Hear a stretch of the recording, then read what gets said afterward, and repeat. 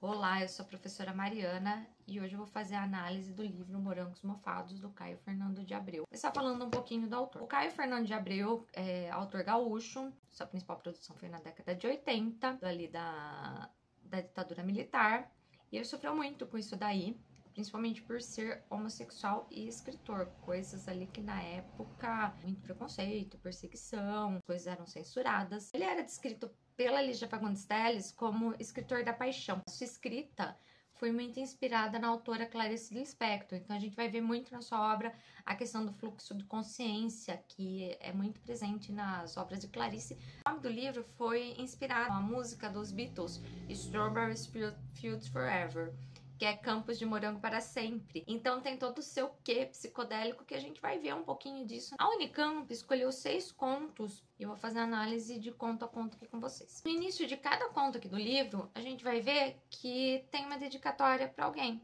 A primeira parte é homofobial, ali a questão da homofobia são muito abordados. A parte morangos, a parte mais leve, ter alguma esperança, tem aquela urgência de um recomeço. O último conto, que é o que dá nome ao livro, que é o Morangos Mofados, é o único conto que realmente representa a esperança. As coisas realmente estão mudando. 3 contos são da parte do mofo e 3 contos são da parte morangos. Quanto à inspiração da Clarice Lispector, no início da obra, o Caio Fernando de Abreu colocou um trechinho do livro A Hora da Estrela. Quanto a escrever, mais vale um cachorro vivo. E ele vai terminar o último conto do livro da mesma maneira que a Clarice, com a palavra sim e com um ponto. Então a gente vê muito dessa característica da autora no Caio Fernando de Abreu. E é uma homenagem que ele faz a ela também. O primeiro conto é o conto diálogo, que faz parte do mofo. E é um diálogo, é realmente um diálogo entre duas pessoas. Ele é escrito em discurso direto e ele vai sugerir a impossibilidade de uma comunicação no período da ditadura. Então, eles são duas pessoas conversando e a gente parece que eles tem hora que a gente imagina que eles estejam gritando ou que tenha muito barulho, eles não estão conseguindo se comunicar. Os interlocutores identificados como A e B. Então, essa identificação como A e B pode sugerir muito dessa época. Não dava para falar abertamente sobre homossexualismo. E eles vão se referir um ao outro como companheiro. Ambos parecem estar muito inseguros e eles vão começar ali o diálogo. Ai, a gente tá junto? Como que é a gente companheiro? Aí fica aquela confusão que eu não entendi. Ah, companheiro, o quê? A gente... E parece que eles não estão conseguindo se entender. E no final o B acaba falando, a gente é companheiro. Então ele começa, ele que não, a princípio estava questionando eles serem companheiros, ao final ele afirma que eles são companheiros e faz esse questionamento pro outro, somos companheiros. E ele vai finalizar com a expressão latina ad infinitum, que é sem fim. O próximo conto chama Além do Ponto. Já é uma narrativa em ambiente urbano, também da parte do mofo. O narrador, ele é em primeira pessoa, ele não é identificado e a gente vê que esse narrador, ele tá angustiado. Uma outra característica aí desse conto é que ele é escrito num parágrafo só. Pouca pontuação, pontos. Isso vai causando uma ansiedade, uma falta de fôlego. Se narrador em primeira pessoa, a gente sentia a angústia dele ao ler esse conto. Muito ali a característica da Clarice, como eu já falei pra vocês, do fluxo de consciência. Então ele vai narrar o seu trajeto ali durante uma noite chuvosa, vai ao encontro de alguém. E ao longo desse trajeto ele faz várias reflexões, novamente voltando ao fluxo de consciência, e ele acaba se mostrando muito preocupado com as aparências. O cara não pensar que ele tá sem dinheiro, que ele é pobre, a questão da aparência física. Só que na sequência, ele já não sabe se ele quer que o cara saiba quem ele é. Aí tem o trechinho, mas depois de pensar isso, me deu um desgosto, porque fui percebendo, por dentro da chuva, que talvez não quisesse que ele soubesse que eu era... E eu era. Ele vai continuar narrando e ele tá à procura de um lugar seco, quente, porque ele tá naquela chuva. Ele quer se sentir seguro. E no caminho ele vai refletindo, nossa, o que será que vai acontecer a hora que eu chegar, que eu bater ali a porta? Enfim, ele chega aqui, queria chamá-lo, mas ele esqueceu seu nome. Então, será que essa pessoa tem tanta importância assim? Bom, esse relacionamento, será que ele realmente aconteceu? Foi só ali na mente do narrador? Ele bate. Aí ele continua batendo com insistência. No trechinho, eu só estava parado na porta fazia muito tempo. Depois do ponto, tão escuro agora que eu não conseguia mais encontrar o caminho de volta. Nem tentar outra coisa, outra ação, outro gesto, além de continuar batendo, nesta porta que não abre nunca. Ele coloca 13 vezes a palavra batendo, sem nenhuma pontuação, não tem uma vírgula ali, para realmente causar essa coisa de ansiedade. Eu tô batendo, essa pessoa não abre. Esse relacionamento aí que ele tá tendo é referência a um relacionamento tóxico, a um relacionamento casual, ou ele tá se referindo à dificuldade de um relacionamento homossexual na época? Fica aí a reflexão para vocês sobre a temática desse conto. Agora vamos para a análise do próximo. A terça-feira gorda. Antigamente, usava-se muito esse termo para terça-feira de carnaval. Na quarta-feira começa a quaresma, quarta-feira de cinzas, o jejum do corpo, da carne e da alma. Terça-feira, como é um dia de muitos excessos, ela é chamada de terça-feira gorda. Esse conto ele ocorre numa terça-feira de carnaval. Ele é narrado em primeira pessoa. O narrador vai estabelecer ao longo do conto uma relação empática com o leitor. Essa é uma narrativa linear sobre o encontro homoafetivo durante a noite de carnaval. O trechinho ele coloca: enfiou a mão dentro da sunga, tirou 2 bolinhas do envelope metálico, estendia a língua e engoli. Bateu 2 carreiras, cheirou 2, me estendeu a nota enroladinha de... No primeiro trechinho, eu ocultei um pedacinho ali que ele fala que ele resistiu ali ao uso de drogas no princípio, mas depois ele acabou estendendo a língua e acabou tomando a droga. Ele vai fazer nesse conto também uma referência à religião candomblé, citando ali divindades como Xangô. Se encontraram ali na festa de carnaval, eles vão trocar olhares e eles estão almejando esse contato físico. Eles se aproximam e tem um trechinho ali: você é gostoso, ele disse. Eu não parecia bicha nem nada, apenas um corpo que por acaso era de homem também. Eu estendi a mão aberta, passei no rosto dele, falei qualquer coisa. O quê? Perguntou. Você é gostoso, eu disse. Eu era apenas um corpo que por acaso era de um homem gostando de outro corpo, o dele, que por acaso era de um homem também. Bem explícito que é um encontro homossexual. E a gente vê nessa narrativa muito uso do discurso indireto livre para apresentar falas preconceituosas de outros espectadores da festa. Então ele tá narrando, aí de repente ele coloca ali: ai, ai, alguém falou em falsete. Olha as loucas, e foi embora. E aí vão começar as agressões físicas. Nos empurravam de volta, tentei protegê-lo com meu corpo, mas repetiam empurrando. Olha as loucas, vão embora daqui, disse ele. Tem um trecho que ele vai falar na questão da máscara de carnaval. Essa máscara, ela pode ser uma máscara de carnaval ali para esconder o rosto, também pode representar uma máscara social. Trechinho assim: foi então que percebi que não usávamos máscara. Lembrei que tinha lido em algum lugar que a dor é a única emoção que não usa máscara. Não sentíamos dor, mas aquela emoção daquela hora ali sobre nós, eu nem sei se era alegria, também não usava máscara. Eu pensei devagar que era proibido ou perigoso não usar máscara, mas ainda mais no carnaval. Depois do uso de drogas, que eu me referi anteriormente, ele vai começar a ficar em dúvida sobre a aparência física do parceiro, por estar ali sobre o uso de entorpecente. Porque se você pisca, quando torna a abrir os olhos, o lindo pode ficar feio, ou vice-versa. Aí um outro trechinho. Bem de perto, olhei para a cara dele. Que olhada assim, não era bonita nem feia. Então aí toda a dúvida sobre essa aparência. Em seguida, ele vai descrever um parágrafo sobre detalhando o ato sexual entre os dois, que ocorre ali na praia, perto de onde aconteceu essa festa de carnaval. Nesse momento, eles são surpreendidos por um grupo que começa a agredi-los por serem homossexuais. Narrador personagem, ele consegue fugir, mas o seu parceiro não. E ele é morto de forma violenta, como é descrito aqui nesse trecho. Fechando os olhos, então, como um filme contra as pálpebras, eu consegui ver 3 imagens se sobrepondo. Primeiro, o corpo suado dele, sambando, vindo em minha direção. Depois a Pleiades, feito uma raquete de tênis, suspensa no céu lá em cima. E finalmente a queda lenta de um figo muito maduro, até esborrachar-se contra o chão em 1000 pedaços sangrentos.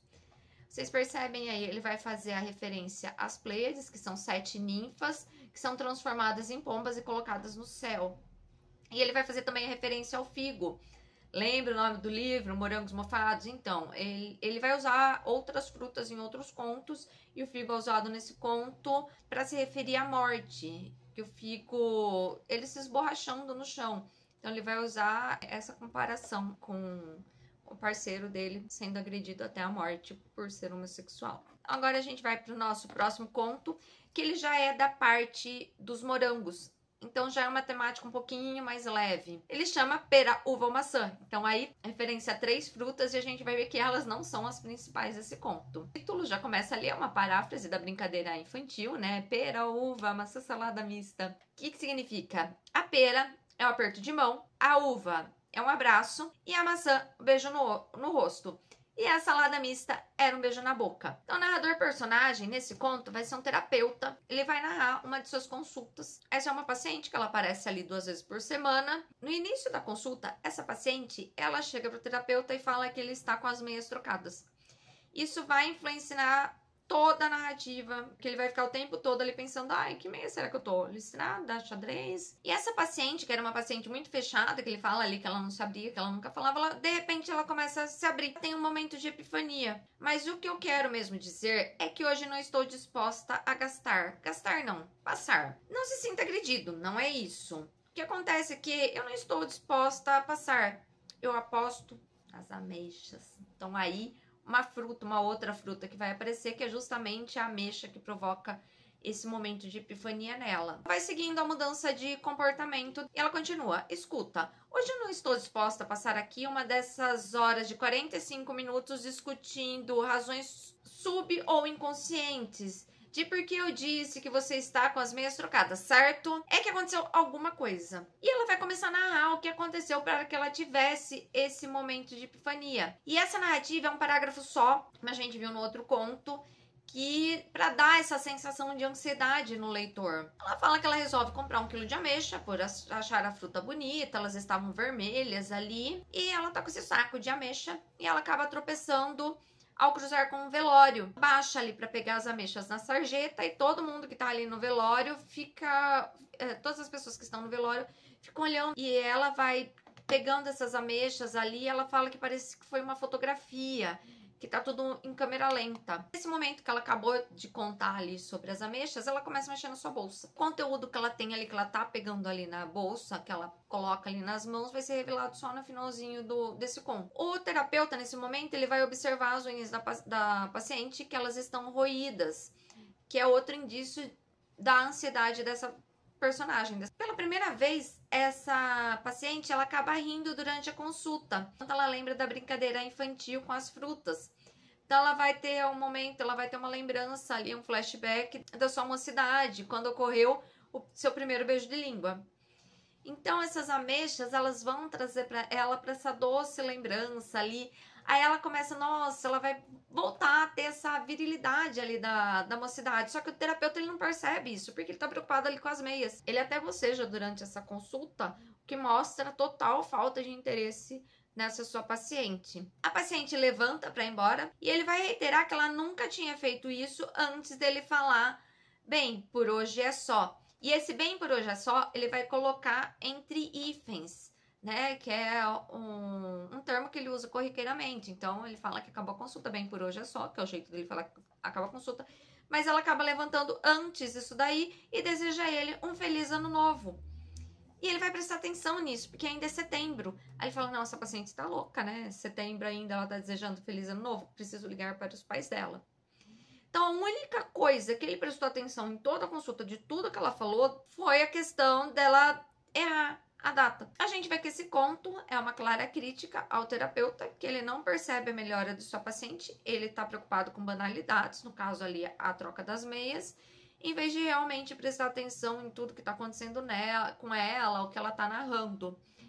Aí depois que ela vai embora, ele volta a pensar nas meias, a sua secretária avisa que o próximo paciente chegou, acaba não dando tempo dele ligar para os pais, isso fica para lá, porque ele vai terminar dizendo, não há tempo. Próximo conto, o dia em que Júpiter encontrou Saturno. O Caio Fernando de Abreu, ele era muito ligado em astrologia, na parte de signos, e a gente vê muito disso daí nesse conto. O narrador, dessa vez, ele é em terceira pessoa. Ele vai imaginar a figura de uma moça e um rapaz, respectivamente, distanciados dentro de uma sala e fora do edifício. Então, tem o momento do que ele está vivendo e do que a moça está vivendo. O título vai fazer uma referência a uma conjunção entre Júpiter e Saturno, que ela ocorre a cada 20 anos. Pelos dados, ela ocorreu ali de 31 de dezembro de 1980, pois em determinado momento na narrativa, a moça, ela vai explicar que amanhã vai ocorrer esse fenômeno de Júpiter encontrar Saturno. Então, vai narrar esse acontecimento entre os dois jovens num apartamento da Avenida Paulista, e ela resolve não renunciar a mais um sábado em casa. Ela vai falar que ela não tem mais sentimentos, que já faz tempo que ela não sente nada por ninguém, nem por ela mesma. Essa narrativa vai fazer referência ao Beatle John Lennon e sua morte no trecho. Na cabeça dela soaram 5 tiros, que foi a maneira como ele foi morto ali em 1980. John Lennon, também uma curiosidade, ele nasceu entre uma conjunção entre Júpiter e Saturno, ocorrida em 1940, e ele faleceu ali dias antes de outra, em 1980. Esses dados enfatizam o interesse do Caio pela astrologia. Então vai acontecer esse diálogo ali entre o jovem e a moça, só que no final da narrativa é revelado que esse diálogo só aconteceu na cabeça deles. Eles não chegaram a realmente se encontrar. Há uma citação no meio da conversa de um trecho do Henrique do Vale, que foi um amigo do Caio que faleceu ao cair da sacada de um apartamento numa festa de carnaval em fevereiro de 1980. No diálogo do rapaz com a moça, ele vai ensiná-la a voltar a sentir. Ela diz: difícil, morri em dezembro, 5 tiros nas costas, você também.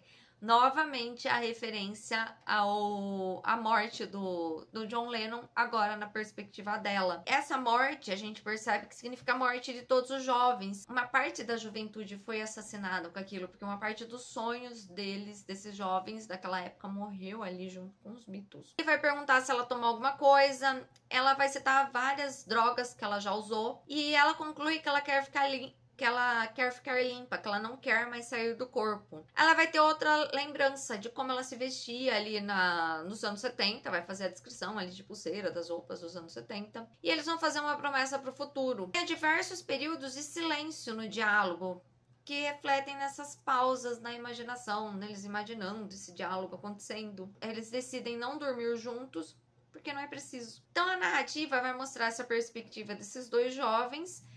Num momento ela ria sozinha, no outro momento ele ria sozinho. E ao final ele vai embora e a vê na janela. Ele grita alguma coisa, só que ela não consegue ouvir pela distância, pelo barulho ali da cidade de São Paulo. E aí ele vai falar que a vista que ela tem é comparada a uma pintura do Gregório Gruber. É um artista plástico que pintava telas cinzas esfumaçadas da cidade de São Paulo. E ao final a lembrança dos tiros vai voltar, só que agora na cabeça dele. Na cabeça dele soaram 5 tiros. E no final do conto, ele vai reforçar ali que esse encontro só ocorreu na imaginação de ambos. No seguinte trecho: mas as memórias de cada um eram tantas que ela imediatamente entendeu e aceitou, desaparecendo da janela no exato instante em que ele atravessou a avenida sem olhar para trás. O próximo conto é Aqueles Dois. Ele vai contar uma história sobre 2 colegas de trabalho e eles foram vítimas de preconceito. E esse preconceito ele vai acontecer no viés econômico, pois ambos são demitidos do trabalho por acharem que eles são homossexuais. Esses 2 personagens são Raul. Ele tem 31 anos, teve um casamento fracassado de 3 anos, tocava violão, ele é moreno, mais forte, e tem um sabiá, e ele morava numa kitnet. Já o Saulo tem 29 anos, ele teve um noivado interminável, era frágil, loiro, olhos azuis, gostava de arte, tinha em seu apartamento reproduções do Van Gogh e morava em um quarto de pensão. Tem características físicas opostas. Eles são muito bonitos, eles atraem a atenção de todas as mulheres ali do escritório. Se arrumavam, que eles tinham boa postura, não tinham barriga. Também há nesse conto muito uso do discurso indireto livre, como no trechinho. Muito de vez em quando, um pedia fogo ou cigarro ao outro, e quase sempre trocavam frases como tanta vontade de parar, mas nunca tentei, ou já tentei e agora desisti. E aí, numa conversa que eles estão tendo sobre cinema, esses laços se estreitam e eles começam a se encontrar para assistir filmes juntos. Após 6 meses, começam os cochichos ali entre as moças do escritório. Em uma noite de chuva, o Saul acabou dormindo no sofá do Raul e no dia seguinte eles chegam juntos à repartição, com cabelos molhados. Isso faz com que tenham olhares e piadas, dessa vez por parte dos homens. No decorrer da narrativa, ambos trocam presentes, passam datas comemorativas juntos, fazem elogios a essa amizade entre eles. Há um clima de suspense quando a mãe do Raul morre e ele precisa ficar ausente. Saul fica todo desorientado com sua falta. Na semana em que Raul está fora, Saul tem um sonho. Esse sonho é descrito assim: caminhava entre as pessoas da repartição, todas de preto, acusadoras, à exceção de Raul, todo de branco, abrindo os braços para ele. Abraçados fortemente, tão próximos que um podia sentir o cheiro do outro. Acordou pensando estranho. Ele é que devia estar de luto. Então esse sonho vai mostrar que os funcionários da repartição são todos acusadores e o único, porque eles estão de preto, e o único inocente é o Raul, por estar de branco. Quando o Raul volta do velório ali da mãe, acontece o primeiro contato físico entre ambos.